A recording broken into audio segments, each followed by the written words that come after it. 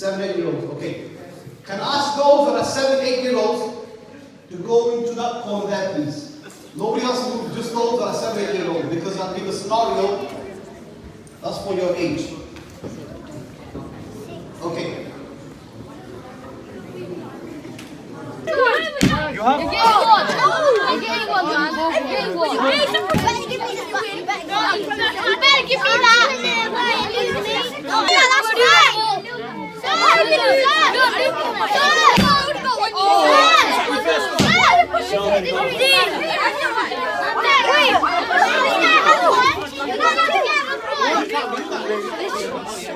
Today we've all come together, as you read online on social media. The subject today is Dajjal. Last month we did general major signs and minor signs of the Day of Judgment. Today we talk about Dajjal. I will speak of Dajjal for a while, but then after that, what I really want to ask is who is the real Dajjal? And where is Dajjal today? And is it possible that we actually have been distracted from our true purpose? And is it right for us to call that Dajjal as well? So, what do we know about Dajjal, guys? I'm going to go around the room. If you know anything, put your hands up. And I want you guys to share what you know about Dajjal. So that's the first hand I have here. He's got curly hair. He's got curly hair. Interesting. Ji Bismillah. Your name? Hasnan. Ji Hasnan. He's got one eye. Dajjal has one eye. That is correct. What else do we know about Dajjal? Your name first? Mustafa. Ji. What do you know about Dajjal? Dajjal only likes people that doesn't worship God. So Dajjal only likes people that do not worship God. Yes. Okay. At the back. Your name Hasnan? Yep. Abu Zar. Ji. He's gonna have the word Kafir written on his forehead, just above his eye. Correct, G? He's got a long white pointy beard. He's got a long white pointy beard like Dumbledore. Okay. Okay, I don't know where you got that one from. Okay, fine. Right or wrong doesn't really matter. As long as you're sharing what you know. Because I want to know what you've heard so far. At the back, I'll come to you. One of the major signs of the Day of Judgment. Correct. Thank you. G. I think like he asks your town or something if they want like fire or rain, and you like because Allah will like give him a miracle and he can make the town like have a drought or he can make it rain. So if you say like fire, like we won't worship you fire, then Okay. he like makes the town. Correct. Let me just correct you somewhere down the line. That yes, he will deceive people, he will make you believe in the wrong things when they will be contradictory, they will completely the opposite. And that's how he will fool people. Go on. Yeah, he'll say Jannah, Jannah, but Jannah will be Jahannam, and Jahannam will be Jannah. Yeah, so he will deceive you between paradise and hell, and you end up picking the wrong one. Okay, I'm going to take one more over here. Go on. Yes. If you memorize Surah Al-Kahf or recite it every week as a sunnah we have from the Prophet sallallahu alaihi wasallam, you will be protected from the Dajjal. Okay, we're on the right line. Because we talk about the major signs, let me ask you a question first. Will Imam Mahdi come first or will Dajjal come first? Which one will come first? Who said that? Hand up please, yeah? Yes, Imam Mahdi will come first. And then Dajjal will arrive on the scene. Dajjal being from the major signs of the Day of Judgment. Okay? And when Dajjal comes, we know that Dajjal is alive right now. How many of you know that? Dajjal is alive right now. The hadith describes that one of the companions, he was traveling on a ship and he got lost. But he ended up on an island where he saw somebody who was locked up, who was chained from his feet and his arms. And he was huge. He had long hair, really massive build.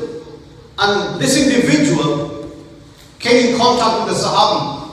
And the Sahabi was confused when he saw him. Who is this? Now I'm only putting it to my own words. so that you guys could understand at your level. So this Sahabi had a conversation with him, and he asked that has the final prophet arrived? Has the final prophet come? And this Sahabi said, yes, he has come. And through that conversation, it became very clear that now, straight after the Prophet ﷺ, there's very little time left. Very little time. You like the hadith I mentioned to you last month. Let's do a recap from last month as well. How long is it between the Prophet and the Day of Judgment? What was the example given by Nabi sallallahu alaihi wasallam? Between him and the Day of Judgment, how long is there left? What's the example given in the hadith? That was the first time here. The difference between the two fingers.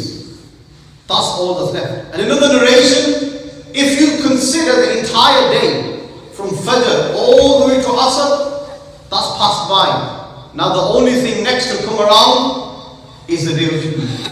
So Dajjal himself confirmed that and said, look, this will take place. There's very little time left. Hadith describes that when Dajjal arrives, before he arrives, for at least 5 years, there will be no rain. 5 years, there will be no rain. There's such an acute drought that shall take place. People will be dying for water, for any source of rain. And when Dajjal comes, one of the ways he will convince people and build a following is he will go to those communities and he will ask them, what do you want? And they'll be like, we've not had rain for so many years. If only you could make it rain.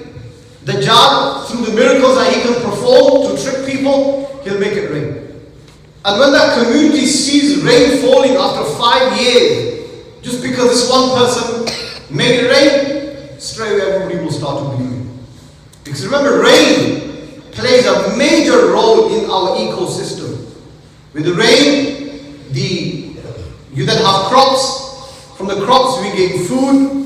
We have the food, we have energy, and we can get around our daily activities. But without rain, nothing's really going to happen. So he will do tricks like that. He will cure people, he will heal people.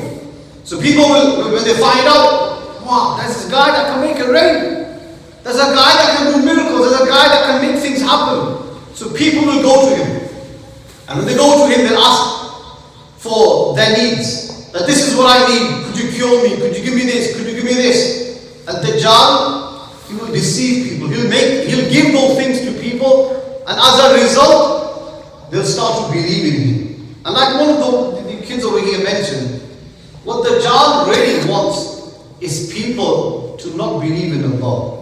He will come as a test. He will come to distract people, take people away from Allah's remembrance. See, Dajjal means the Arabic words, Dajjal, Dal, Jim, and Lam, means to, what would be the best term for this? To manipulate, I've used that term before. Yeah, call it manipulate. To manipulate people. To make people believe in the wrong thing. He will perform one thing, he will do something, and he will mean it. And the result, the outcome will be completely different. He will say one thing, but he will mean completely the contradictory. And people will fall for his trap unless you have a strong iman. When your faith is strong, your belief in Allah is strong, he will not be able to distract you. This is why even the Prophet ﷺ, to teach us, he used to make dua. Allahumma inni a'udhu bika min fitnatil masih ad-dajjal. He used to make this dua. He's a prophet of Allah, but even he used to make a dua. Oh Allah, I seek refuge in you. I want your support and help in what? Min fitnatil masih ad-dajjal. From the fitna of the Dajjal. What is the fitna of the Dajjal? The fitna of the Dajjal is he wants to take you away from Allah. And rather than speaking about the details of when he comes, what's he going to look like, and all of this, what I really wanted to share with you guys is, if Dajjal is here to distract you and take you away from Allah, there are not many Dajjals in life, don't we? That distract you and take you away from Allah. And one of those Dajjals is social media. See, one of the things that the Prophet ﷺ said, and I mentioned this last month, I believe I did, so right at the beginning, that Dajjal will only come, the hadith says, that Dajjal will only come when people's iman becomes weak. Our belief in Allah becomes weak. And when practicing deen will become difficult, and nobody is practicing the deen. Nobody wants to take their Islam seriously. Nobody is actively participating in the activities of Islam, which are your salah. So when salah becomes weak and people are no longer doing the namaz, that's one of the signs that Dajjal is to come. When people are no longer fasting in the month of Ramadan, that's when you know Dajjal is to come soon. When now people are no longer giving their zakat because we are not active Muslims anymore. Now when Muslims, generally speaking, when Muslims get to a stage where Islam is only a description. Islam is only something, when you fill out a form, when you go to a new doctor, or when you go to school, they give you an application form, and they ask you, what's your religion? Tick which religion you are from, and you'll take Islam. But where is Islam in our life? If Dajjal means in manipulation, if Dajjal means to distract you from Allah and your true purpose, then tell me, is social media not a Dajjal? Is social media not distracting you from Allah's remembrance? Is social media not taking you away from your remembrance of your death?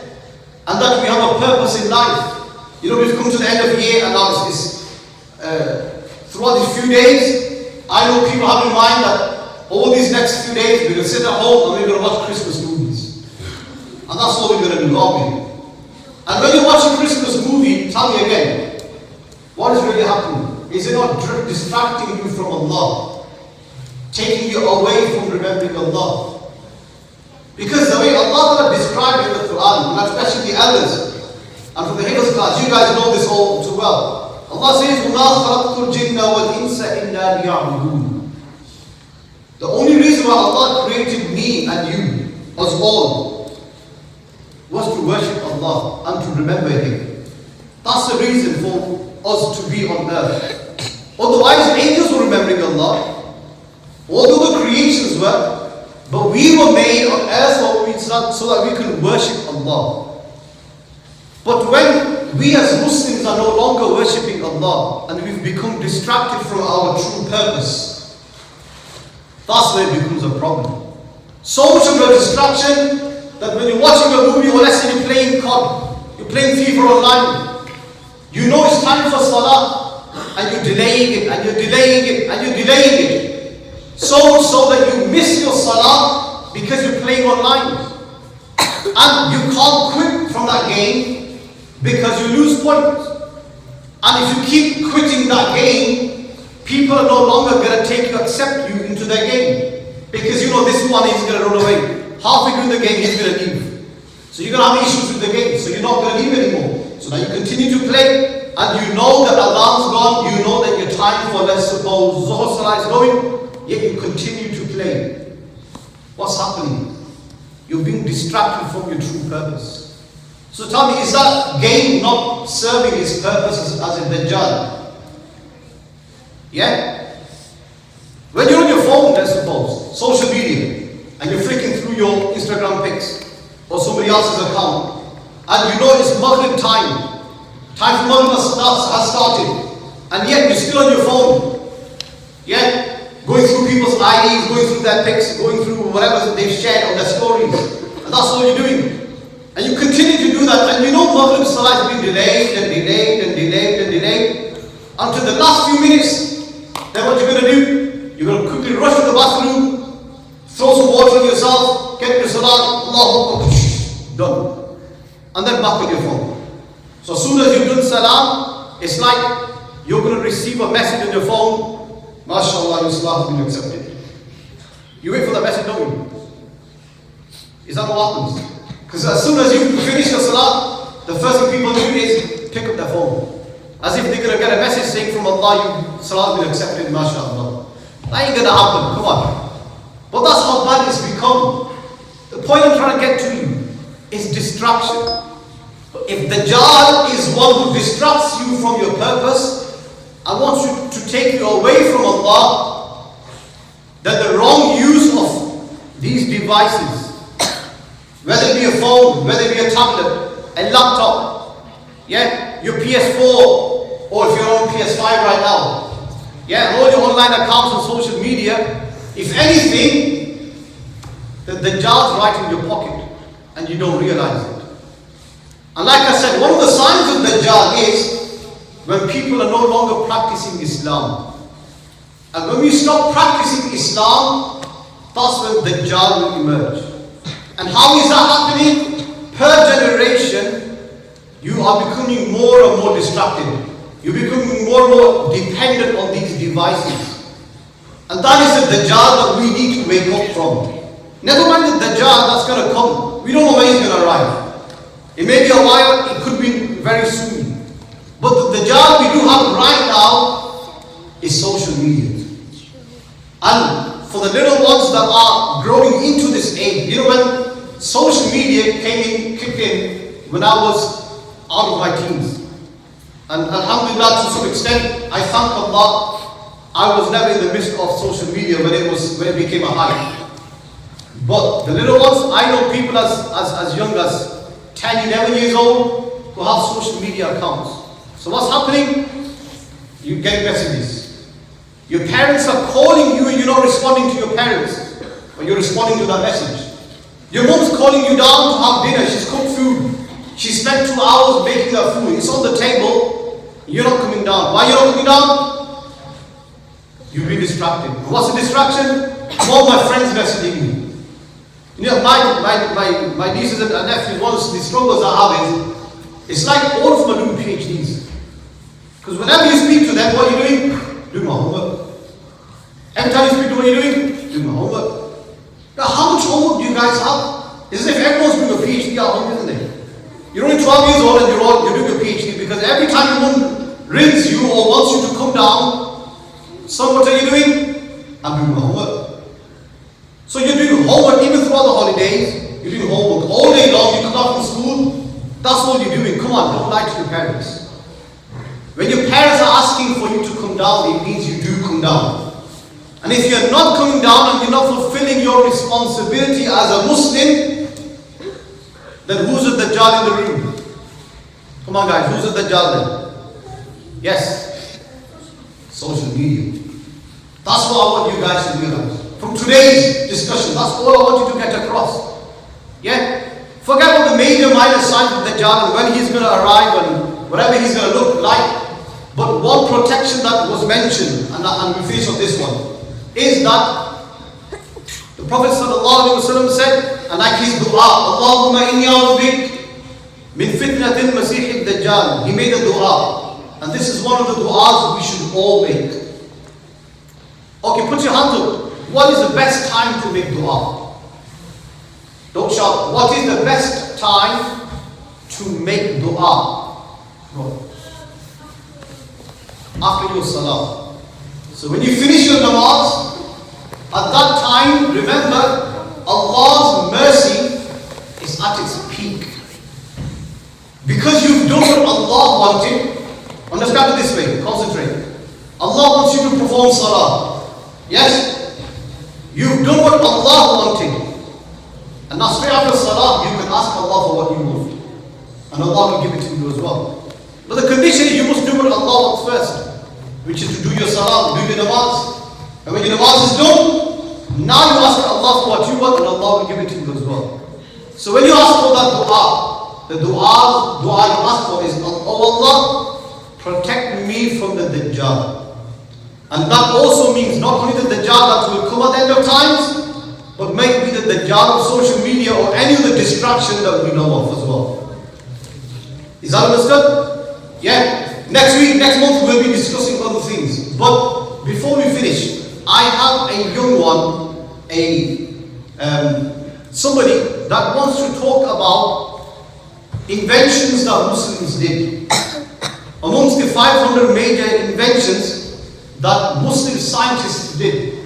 And this is something that I want everyone to learn from, and next month if somebody else wants to come up here and deliver something, wants to share what they know about Islam, they will have every opportunity to do so.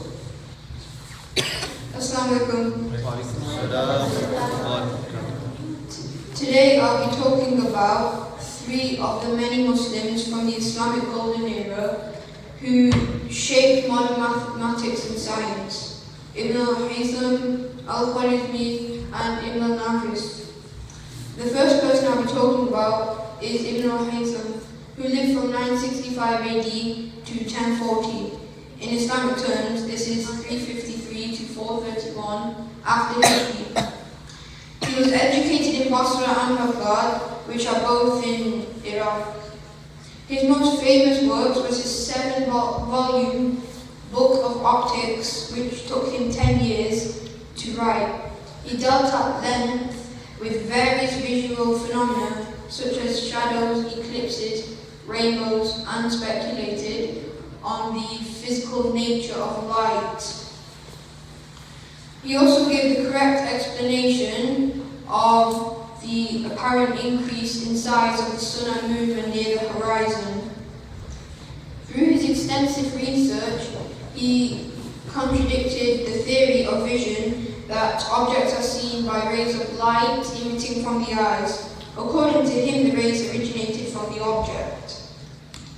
He also made the theory of image inversion, which is the eye depicts everything it sees upside down because it's curved and bends the light, but the brain puts it the right way then.